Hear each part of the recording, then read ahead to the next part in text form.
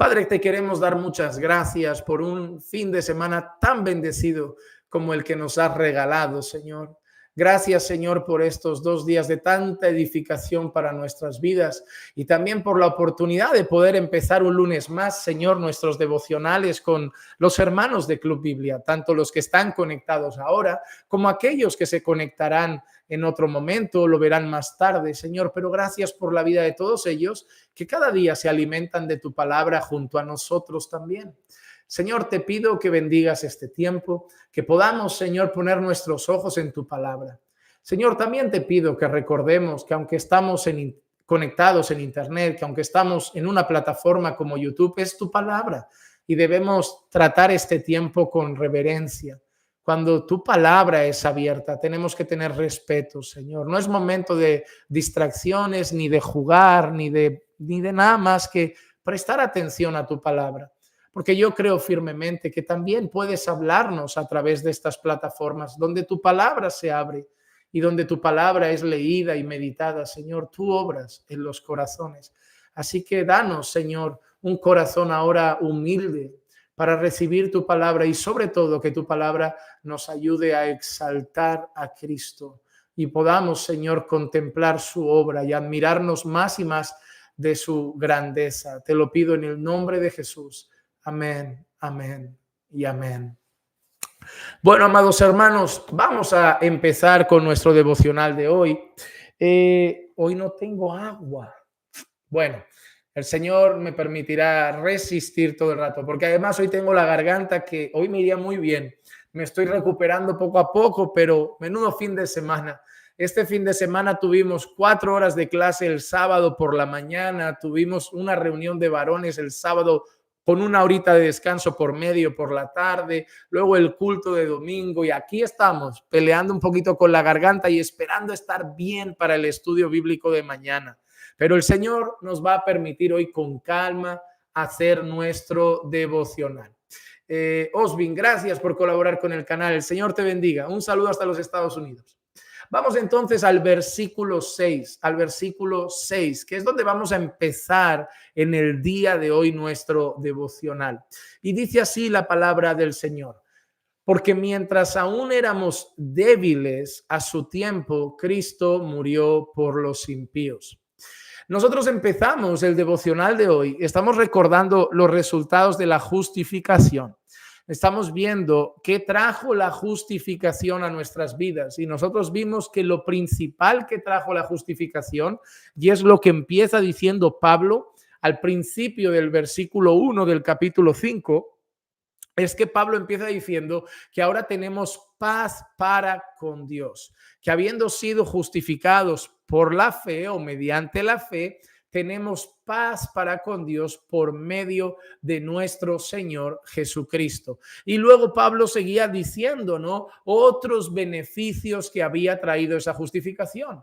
Así que teníamos el perdón de nuestros pecados, teníamos ahora una relación restaurada con el Creador, una relación restaurada con Dios. Ahora teníamos paz para con Dios por medio de la obra de Jesús. Ahora habíamos sido reconciliados con el Padre. Y luego incluso Pablo trataba el tema de que nos podíamos hasta gloriar en las tribulaciones, incluso las ventajas que traían esas tribulaciones, como la paciencia y todas esas cosas. Y ahora Pablo en el versículo 6 dice, porque mientras aún éramos débiles, a su tiempo Cristo murió por los impíos. Y Pablo ahora hace algo hermoso, es dejar claro por quién murió Jesús.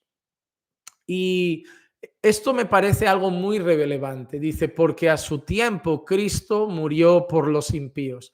En esta frase nosotros tenemos que ver dos cosas. La primera cosa, y que para mí muchas veces pasa de largo, es que a su tiempo, mira lo que dice, porque mientras aún éramos débiles, a su tiempo, Cristo murió por los impíos. En algunas ocasiones en la Biblia vemos que se relaciona la muerte de Cristo con a su tiempo. Otras veces aparecen expresiones como en el tiempo señalado. Otras veces aparecen expresiones como cuando llegó el cumplimiento de los tiempos y cosas así. Algo que debemos entender es que el momento en que se da la obra redentora consumada en la cruz del Calvario, el momento del nacimiento de Jesús, el momento de llevar a cabo su ministerio terrenal, el momento de llevar a cabo el anuncio del Evangelio, la predicación y la exposición de sus enseñanzas, incluso el momento de su captura, de su castigo, de su crucifixión, de su sepultura e incluso el momento de su resurrección y ascensión, estaba todo dentro de un programa. Es decir, las cosas no fueron dándose sobre la marcha. Las cosas no fueron pasando, pues así, mira, pues hoy me apetece ir a la cruz. Hoy me apetece que me capturen. Hoy me apetece. No. Y eso lo vemos muy claro por el hecho de que en algunas ocasiones vemos al propio Jesús diciendo, todavía no ha llegado el tiempo, todavía no ha llegado la hora, todavía no ha llegado el momento, ahora es la hora, ahora id y decid eso, todavía no anunciéis esto, todavía no deis a conocer esto, porque todo tenía un tiempo señalado.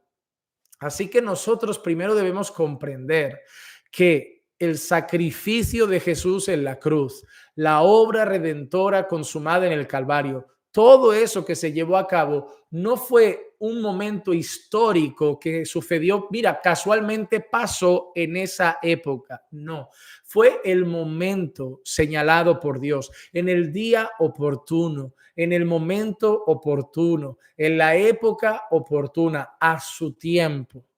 Ahora, debes entender algo. Esto nos enseña que la historia ha sido redactada, escrita, planificada por Dios. Es curioso, tenemos una Biblia preciosa llena de profecías con fechas, es decir, de anuncios, de cosas que Dios va a hacer en fechas concretas. ¿Cuánto va a durar ese éxodo? ¿A qué fecha va a volver el pueblo aquí? ¿Cuánto tiempo estarán allí? ¿Cuánto tiempo estarán cautivos? Y todo se va cumpliendo. Algunas cosas Dios las anuncia, otras cosas Dios no las revela, pero nos deja claro una cosa: Dios ha trazado un plan redentor, y eso nos muestra que ese plan se cumple en el tiempo señalado por Dios.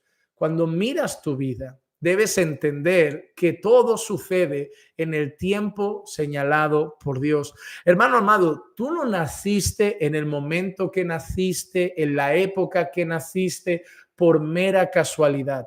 Es interesante comprender que Dios ha querido que naciésemos en esta época.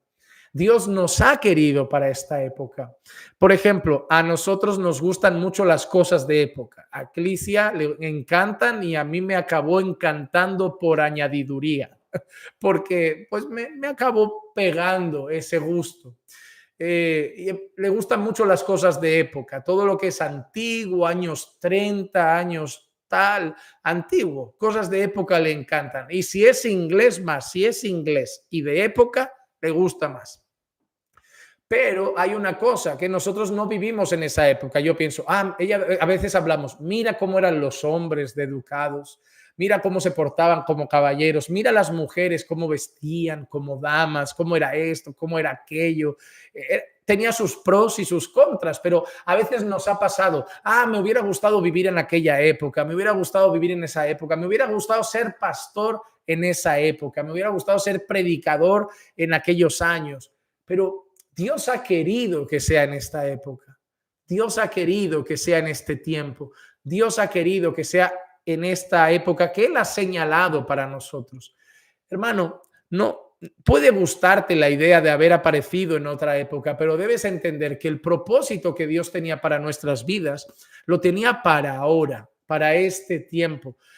Todo lo que Dios ha hecho no lo hace por hacer, ni lo hace al azar, ni por casualidad, es por propósito. Y a su tiempo, Cristo murió por los impíos, en el tiempo señalado, en el tiempo que Dios escogió que fuese así. Y así también pasa con nuestras vidas. Y lo otro que nos dice ese versículo es, a su tiempo Cristo murió por los impíos. Y tú puedes leer ese versículo y decir, has visto, Jesús murió por los impíos, los buenos no. Ahora yo te pregunto, ¿por qué Jesús murió por los impíos y no murió por los buenos? ¿Qué me dirías? ¿Qué me dirían ustedes si yo les pregunto, ¿por qué Jesús solo murió por los impíos y no murió por los buenos? ¿Qué me dirían? Muy bien, Catalina. Es así de sencillo, ¿verdad? Es tan claro como el agua. Exacto, Suyen. Exacto, Alexandra. Exacto, Grace. Así es. Porque de bueno no hay nadie. Porque bueno no hay nadie. Ahora, ¿por qué Jesús en una ocasión, atentos a esto, ¿por qué Jesús en una ocasión dice, porque los sanos no tienen necesidad de médicos, sino los enfermos? Dando a entender que Jesús había venido por los enfermos. Y Jesús dice, porque los sanos no tienen necesidad de médicos, sino los enfermos. Ahora, ¿quiénes son los sanos? Déjenme hacer esta pregunta. ¿Quiénes son los sanos que no tienen necesidad del médico? ¿Quiénes son los sanos que no tienen necesidad del médico Jesucristo? ¿Quiénes son esos sanos? Exacto, Ana. Exacto, Grace. Los justos a sus propios ojos. Jesús a veces habla con religiosos, escribas, fariseos, que ellos creen que no necesitan salvación porque ya son muy santos, muy buenos. Ellos creen que no son impíos, que necesitan la reconciliación. Ellos creen que son sanos, que no necesitan al médico. Ellos creen que son justos, que no necesitan la justicia que Jesús ofrece. Ese es el problema. El problema no es que haya buenos, el problema es que hay algunos que se creen buenos. El problema no es que haya sanos espiritualmente hablando, es que hay algunos que se creen sanos. En el sentido, ¿qué quiere dar a entender esto? Algunas personas creían que no son tan impíos como para necesitar que Jesús pagase por sus pecados. Y tú dirás, nadie es así. Ahora te hago yo una pregunta, amado hermano. ¿Conoces a personas que te dicen algo como, yo no creo que Dios a mí me mande al infierno porque no he matado, no he violado, no he robado, no he asesinado? Entonces, ¿por qué me iba a mandar a mí al infierno? ¿Conoces personas así? ¿Conoces personas que no se ven tan mal? ¿Conoces personas que te dicen, a mí por qué Dios me va a mandar al infierno? Yo he sido una mujer fiel a su marido, nunca he matado a nadie, nunca he robado nada? ¿Verdad que conoces? ¿Cuál es su problema? Su problema es que ellos no se ven pecadores con necesidad de un Salvador. Porque ellos piensan, a ver, alguna mentirijilla, alguna mirada furtiva a una muchacha o a un muchacho, alguna cosa así, pero tampoco nada grave, ¿no? Es como, no me compares con Hitler, no me compares con ese abusador de menores, no me compares con ese ladrón, no me... Claro, al lado del malvado, del vil de este mundo, según el mundo, ellos se creen medio buenos, pero al lado de la ley, todos pecaron y están destituidos de la gloria de Dios. ¿Te das cuenta de lo necesario que es la ley para evangelizar? Porque evangelizar es ir a muchos que creen que no son tan malos y por eso no tienen la necesidad de pensar que acabarán en el infierno por haberse bebido algunas copas de más, haber hecho alguna cosita por ahí loquilla. Entonces tienes que poner la ley y decir, bueno, ahora no te midas por los demás, no te midas comparándote con Hitler, Mussolini, Chávez, Maduro o cualquier persona. Mídete comparándote con la palabra, con lo que Dios dice sobre mentir, sobre codiciar, sobre el orgullo, sobre honrar a los padres, y ahí sales culpable. Eso es lo que sucede. Lo que sucede es que hay muchas personas que no creen, que son impías, pero nosotros, los creyentes, ahora es interesante. ¿Alguna vez te han dicho, los cristianos os creéis más buenos que nosotros? Los cristianos os creéis mejores que nosotros. ¿Les han hecho ese comentario? ¿Les han hecho ese comentario alguna vez? ¿Os creéis mejor que yo? ¿Te crees mejor que yo? ¿Te crees más bueno que yo? ¿Te crees más santo que yo? ¿Te han usado ese argumento de te crees moralmente superior a mí? Pero mira curioso, ¿no? Mira curioso que si nosotros hoy somos cristianos, si nosotros hoy somos discípulos de Cristo, si nosotros hoy somos creyentes, si hemos nacido de nuevo, si somos hijos de Dios, si queremos honrar a Dios, si queremos obedecer su palabra, es porque precisamente nosotros hemos reconocido que somos viles pecadores. Es decir, esa persona que no se cree tan mala me dice que yo me creo mejor que él, cuando la realidad es que yo he reconocido mi maldad y esa persona no reconoce la suya. Se cree que yo me creo mejor, pero si yo soy creyente es porque yo ya me arrepentí de mis pecados y puse mi fe en Jesús, porque reconocí que yo era vil y miserable pecador y que sin Jesús no había esperanza para mí. Ellos me dicen que yo me creo mejor que ellos, cuando la realidad es que ellos, que no se arrepienten de sus pecados, se creen mejor que nosotros, porque se siguen arraigando a la idea de que no son tan malvados como para que Jesús, para que Dios los condene y los mande al infierno, porque se miden con gente que creen peor de este mundo, pero al lado de la ley de Dios salen culpables. Y nosotros también, pero nosotros ya lo reconocimos y reconocimos, soy un vil pecador y necesito la justicia de Dios por medio de Cristo. Ellos nos dicen que nos creemos mejores, pero nosotros los creyentes somos lo contrario. Somos aquellos que reconocemos que somos pecadores necesitados de la gracia de Dios. Eso es sumamente importante. Yo siempre le digo, no, tú te crees mejor que yo.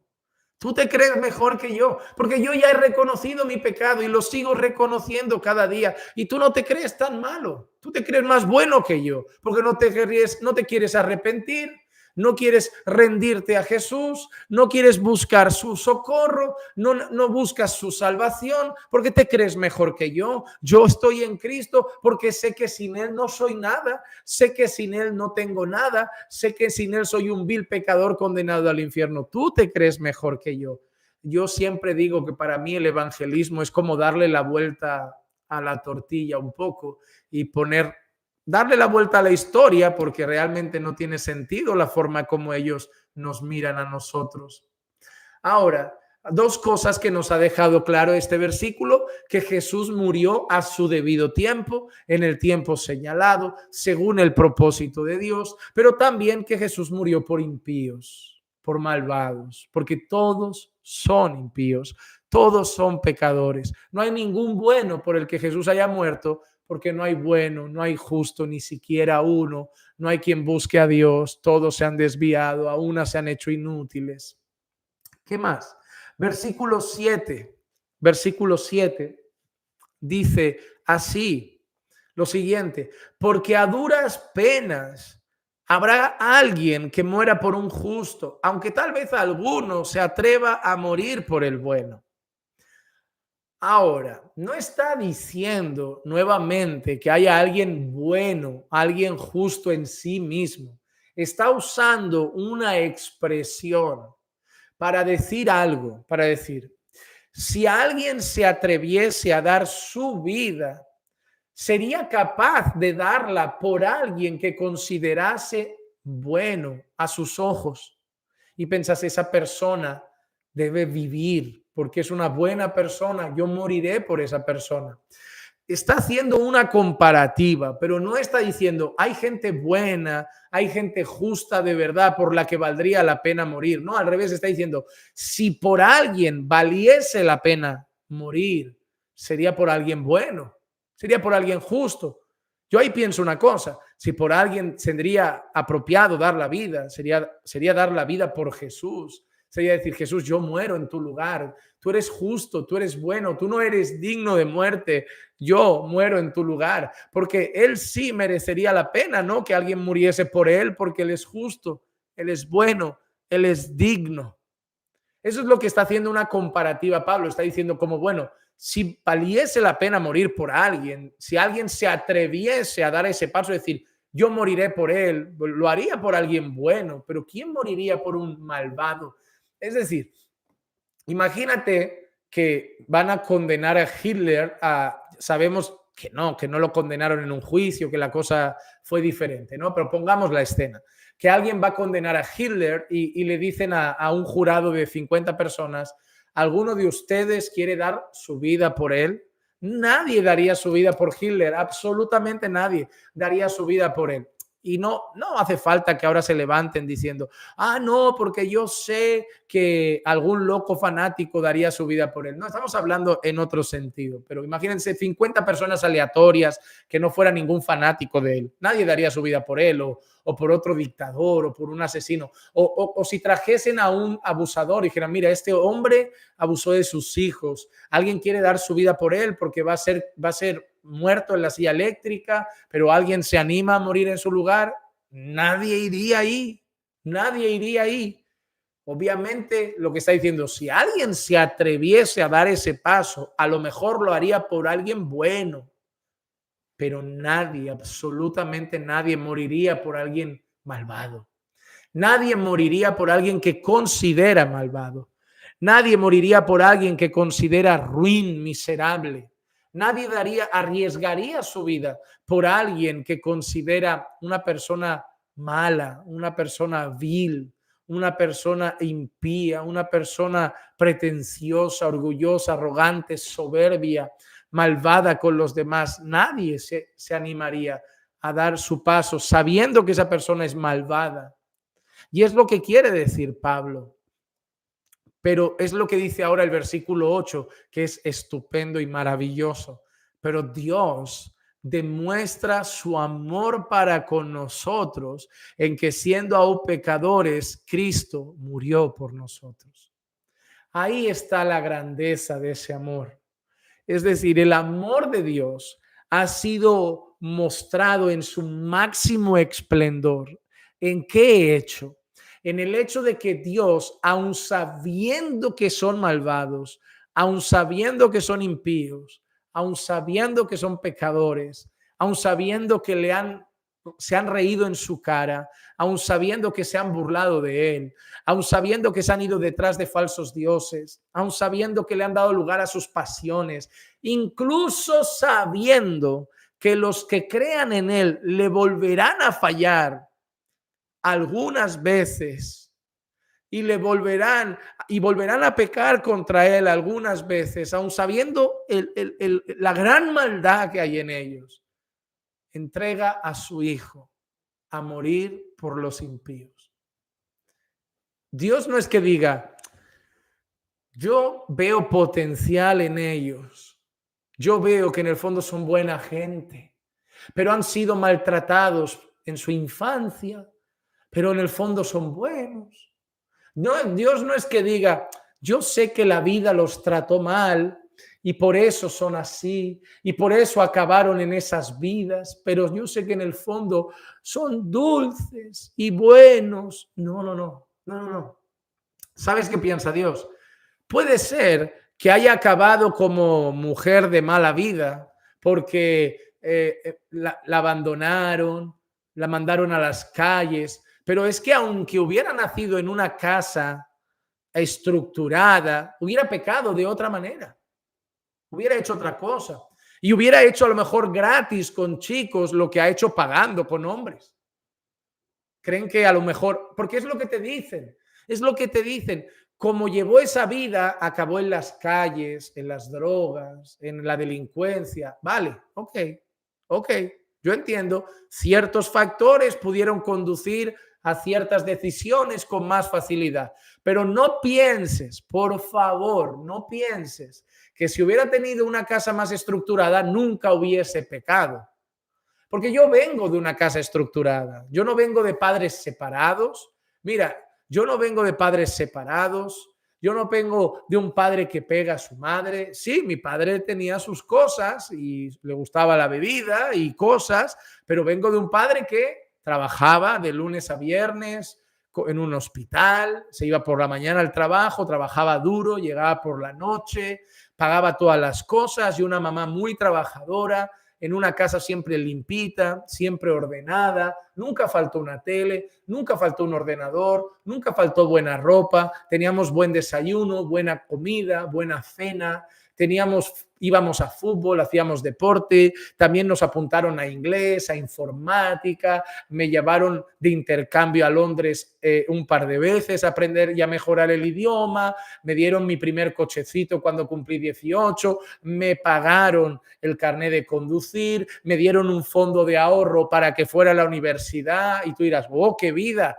Normal que no haya acabado en las calles de delincuente, ni de drogadicto, ni de... Sí, igual no acabé ahí, pero fumé lo que no tenía que fumar, tomé lo que no tenía que tomar, bebí lo que no tenía que beber, toqué lo que no tenía que tocar, mentí lo que no tenía que mentir, deshonré lo que no tenía que deshonrar, porque no importa que hayas nacido en cuna de oro, eres un pecador. No podemos pensar que si fulanito hubiera llevado otra vida, sí, hubiera hecho quizá otros pecados, pero hubiera pecado igual, porque somos pecadores. Somos pecadores. No piensen ustedes que si le hubieran dado una vida más estable a alguien, no hubiera pecado. Hubiera pecado de otra manera, pero hubiera pecado. Eso es una realidad que no podemos olvidar. Ahora, Dios mira aquí abajo y ve todo eso, ve pecadores, malvados, unos dados a los vicios, al orgullo, a la mentira, a la deshonra a los padres, a las pasiones, a la carne, a la inmoralidad. Y Dios sabe que son así, que son malvados, porque desde Génesis queda claro, porque la intención de su corazón es hacer el mal desde su juventud. ¿Y qué decide Dios? Aun sabiendo eso, esto es lo que dice el versículo 8. Dios demuestra su amor, la grandeza, la majestad, lo enorme de su amor. ¿Cómo? Para con nosotros. En que siendo aún pecadores, Cristo murió por nosotros. Nadie daría la vida por nadie. Y Pablo dice, quizá alguien se animaría a morir por un justo, por un bueno, que no lo hay. Pero Dios muestra su amor para con nosotros en que aun siendo viles pecadores, Cristo murió por nosotros. Cuando Dios mira, solo ve maldad, solo ve pecado. Quizá, digo lo mismo, quizá con un nombre u otro, pero pecado. Pecado. Uno la inmoralidad, uno la delincuencia, uno se volvió un sicario, uno un traficante, uno un drogadicto, uno una ramera, uno esto, pero otro robó, otro deshonró a sus padres, otro mintió, copiaba en los exámenes, aceptaba sobornos, no pagaba impuestos, robaba, lo que sea, pero aquí al final la realidad es que cuando Dios mira, solo hay viles y malvados pecadores. Y Dios muestra su amor para con nosotros en que aun siendo viles y malvados pecadores, Cristo muere por nosotros. No hay pizca de bondad, no hay pizca de justicia, no hay pizca de nada bueno. Y Cristo muere por ellos, por viles pecadores, por viles pecadores. Y ahí Dios que demuestra que su amor es incomparable, que su amor es maravilloso, que su amor es grande, que su amor es profundo hasta donde no podemos entender, que su amor es grande hasta donde no podemos expresar, que su amor es maravilloso hasta donde no hay palabras para medir. Porque Dios no entregó a su Hijo a morir por una élite de gente virtuosa. Dios no envió a su Hijo a morir por una élite de personas que valían la pena. Dios no envió a su Hijo a morir por una élite de personas con mucho potencial. Dios vio que éramos impíos y mostró su amor para con nosotros en que aun siendo pecadores, Cristo murió por nosotros. ¡Cuán grande! Cuán asombroso es ese amor. Y cuando lo entiendes, solo quieres hacer algo, vivir para Él, darle la gloria, postrarte ante Él, honrarle, obedecerle, cantarle, exaltarle por ese inmenso amor que ha dado y que ha manifestado, entregando a su Hijo a morir por nuestros pecados y por viles pecadores como nosotros, que hasta hoy le fallamos, que hasta hoy le fallamos.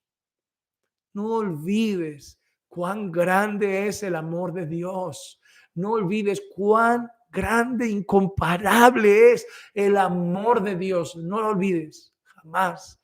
Y no olvidarlo te llevará a darle la gloria, a exaltarle y a obedecerle todos los días de tu vida. Porque al que mucho se le perdona, y ahora reconocemos que mucho se nos ha tenido que perdonar porque éramos viles, el que mucho se le perdona, mucho ama. Así que ama mucho a Dios porque Él te amó mucho más a ti primero. Eso es lo que nosotros debemos entender, amado hermano. No olvides eso, no olvides eso, no olvides eso. Mira cómo sigue ahora, versículo 9. Entonces, mucho más, habiendo sido ahora justificados por su sangre, seremos salvos de la ira de Dios por medio de él. Mira lo que dice ahora. Hemos sido justificados por su sangre, es decir, por medio de la obra de Jesucristo. Hemos recibido justicia, la justicia de Dios. Pero mira que añade ahora Pablo algo que ya nos ha dicho antes. Mira que añade ahora Pablo. Seremos salvos de la ira de Dios por medio de Cristo. ¿De qué hemos sido salvos, hermanos? ¿De qué hemos sido salvos? ¿De qué? De la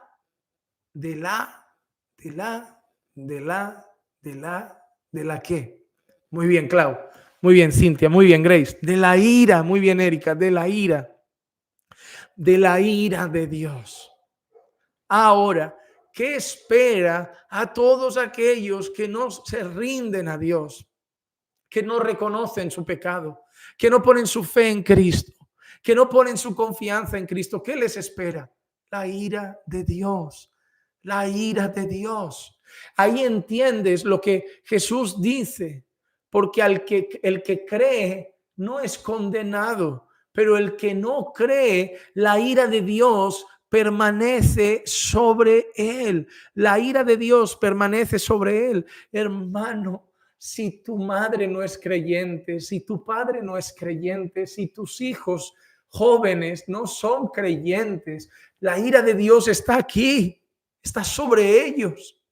Está sobre ellos. Todavía no ha caído, pero está ahí, está ahí. Y el día del juicio caerá y ya no habrá cómo remediarlo. Y ya no habrá cómo impedirlo, y ya no habrá vuelta atrás, y no habrá purgatorio, y no habrá un camino intermedio, y no habrá segunda oportunidad, y no habrá otra opción.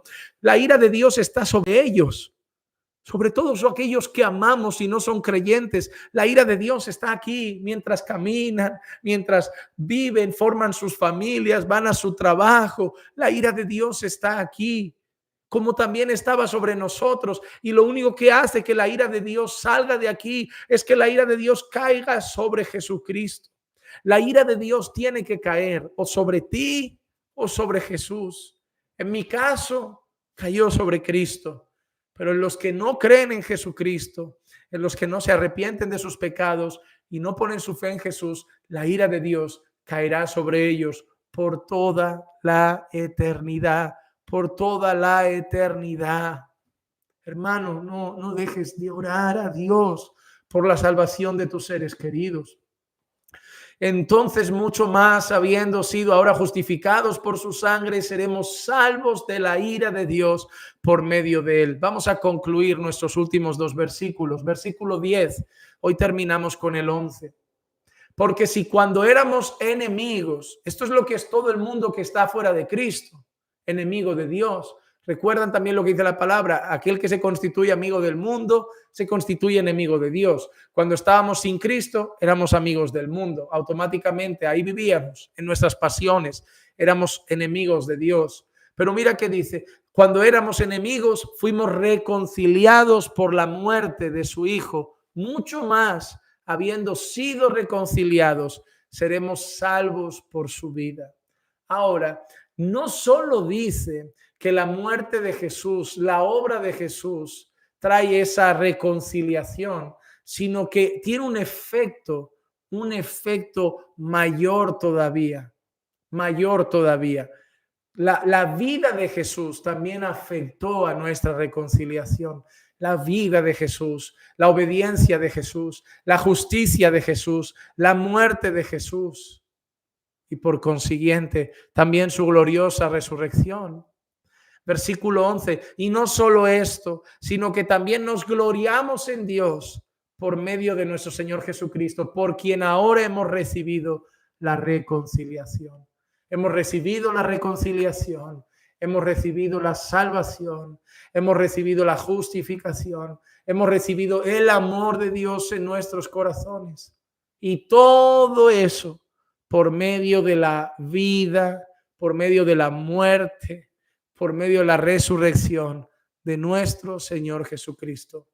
Guarda hoy en tu corazón el inmenso amor de Dios por nosotros, sus hijos, el inmenso amor de Dios por nosotros, que aun siendo pecadores, Cristo murió por nosotros. Vamos a orar. Señor, gracias por recordarnos hoy, un día más, cuánto nos has amado. Gracias por recordar tu enorme y majestuoso amor por nosotros. Gracias por recordar tu inmensa gracia. Porque donde abundó el pecado, sobreabundó tu gracia, fue mayor. Mis faltas, como cantamos en esa canción, mis faltas son muchas, su gracia es mayor. Como cantamos, Señor, gloria a Dios, su gracia es mayor. Sus misericordias hoy nuevas son, mis faltas son muchas, su gracia es mayor. Oh Señor, mis faltas son muchas, pero tu gracia es mayor. Tu misericordia se renueva cada mañana. Gracias, Señor. Gracias, solo ayúdame a recordarlo todos los días para honrarte y darte gloria, para obedecerte y vivir para ti, Señor, y no prestarme más, Señor, a las cosas pasajeras que tú aborreces. Señor, cuánto me has amado. En Cristo Jesús he sido reconciliado, justificado, salvado, amado, Señor. Todo ha sido por Él y en su nombre oramos, en el nombre de Jesús. Amén.